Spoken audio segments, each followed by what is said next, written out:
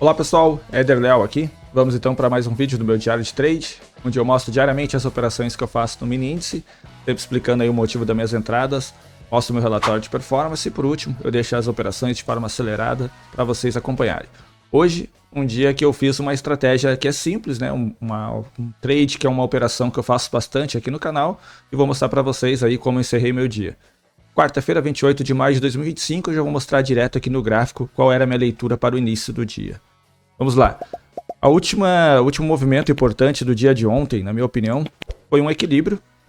Eu acho que todo mundo, né, quem considera lateralidade, né, eu chamo de equilíbrio porque eu gosto de simplificar e eu compreendo que o mercado trabalha apenas com dois grandes movimentos, né? Ou o preço está equilibrado, que é a grande maioria do tempo, ou ele está em desequilíbrio, está se movimentando faixas de preço. Mas o equilíbrio ele nada mais é do que uma lateralidade. Então, isso aqui ó, é a região de equilíbrio, na minha opinião. Tá? Tenho aqui muito claro os topos, né? E os fundos. Ou seja, equilíbrio. E ele é uma região, ele nunca é exato. Então, tendo isso aqui como região e a abertura do mercado, já vindo aqui abaixo do equilíbrio, se ele tivesse deixado a barra número 2 uma boa barra de sinal, eu teria comprado, teria tentado buscar 50% desse equilíbrio, e eu já tinha deixado previamente marcado aqui com essa pequena linha amarela. Aqui, ó. A pequena linha amarela. Eu vou mostrar agora aqui no gráfico para vocês, ó, que tá aqui, ó. Tá aqui, ó. Essa linha amarela é 50%. Se tivesse deixado uma boa barra de sinal, eu iria buscar aqui, tá? Apesar de estar estreito, né? Esse range aqui de equilíbrio é um range pequeno. Ele tem menos de 600 pontos. Então, não fiz nada até ali.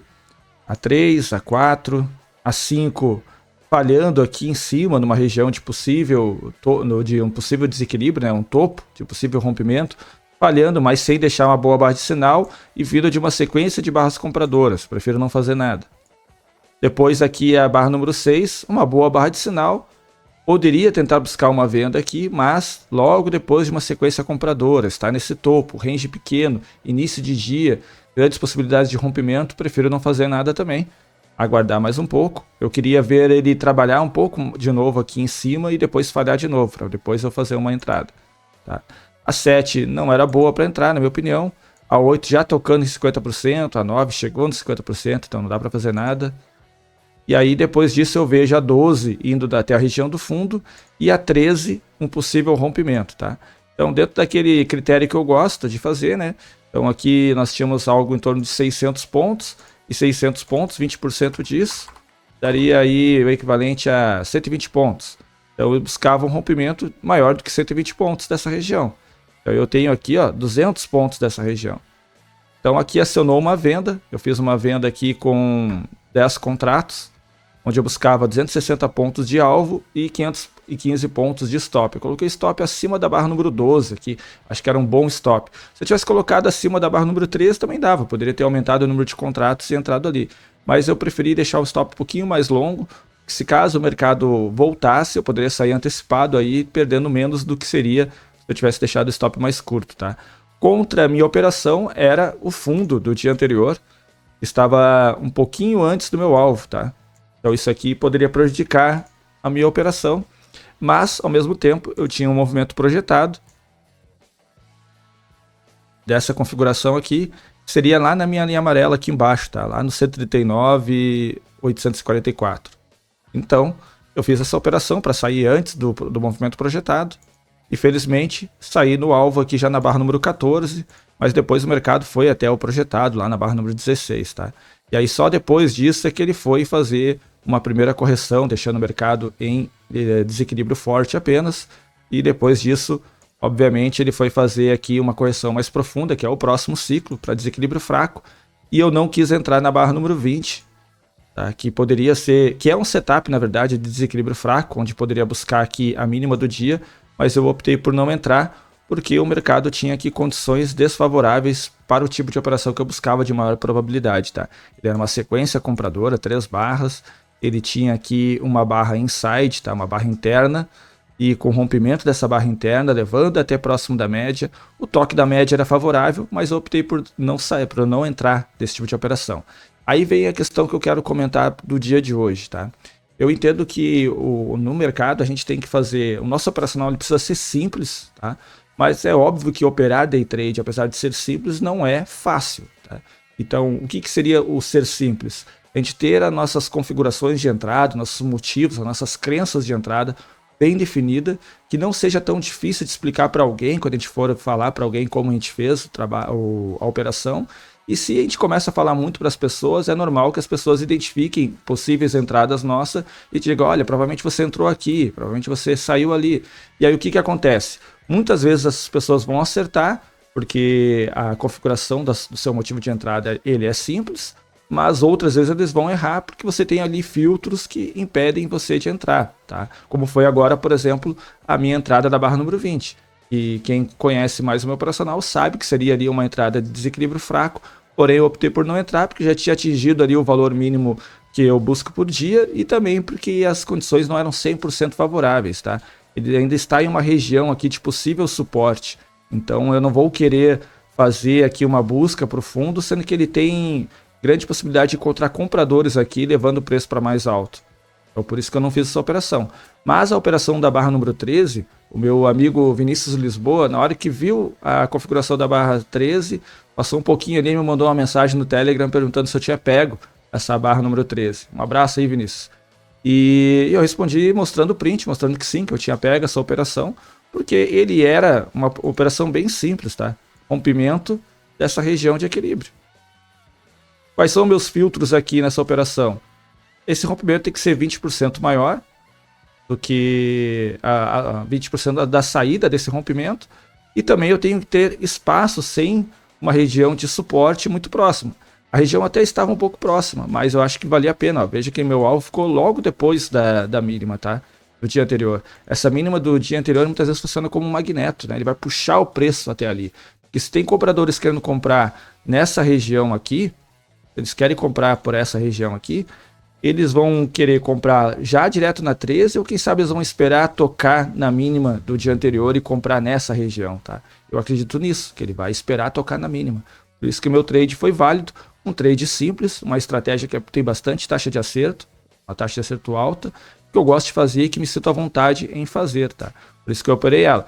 Já aqui na barra número 20, por mais que tenha ali o setup, a gente não pode operar apenas o setup, a gente tem que pensar no contexto geral.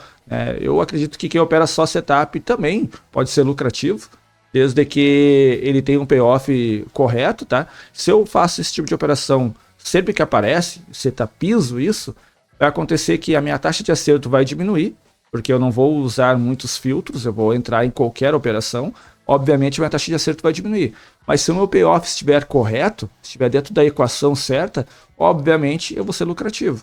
Agora, se ele estiver na equação errada, obviamente eu vou ter prejuízo, não vou ser lucrativo. Então a 20 eu optei por não pegar. E aí depois disso, eu vejo o mercado chegar aonde seria possivelmente o meu alvo, lá na barra número 29. Tá? E ele fez aqui uma nova subida, fazendo um novo topo e depois fazendo um novo fundo. Ou seja, agora nós temos aqui uma região de equilíbrio bem definida, né? Eu já não estou mais no ciclo de desequilíbrio fraco, estou no ciclo de equilíbrio. Então, ó, topo, região de fundo. Certo?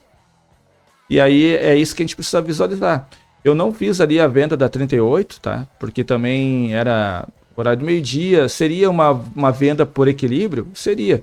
Mas veja que eu não tenho aqui espaço para poder sair no 50%, está muito próximo. Eu tenho uma região cheia de pavio aqui, cheia de sombras, mostrando que aqui é interesse comprador. Então, são os filtros que melhoram a probabilidade do meu operacional.